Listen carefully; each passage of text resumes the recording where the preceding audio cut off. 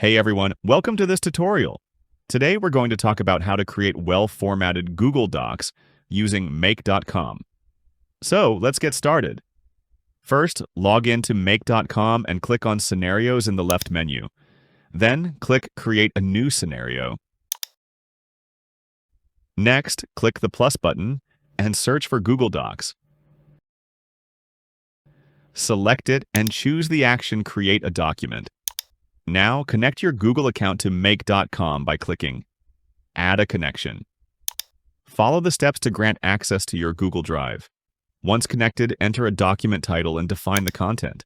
To format the text properly, use HTML tags for headings, bold, italics, and lists. For example, use for headings and for bold text. If you want to insert dynamic content, use variables from previous steps, like form submissions or CRM data. After setting up the formatting, click Run once to test your scenario. If everything looks good, schedule it to run automatically, and that's it. If you found this video helpful, don't forget to like, subscribe, and hit the bell icon for more useful tutorials. Thanks for watching.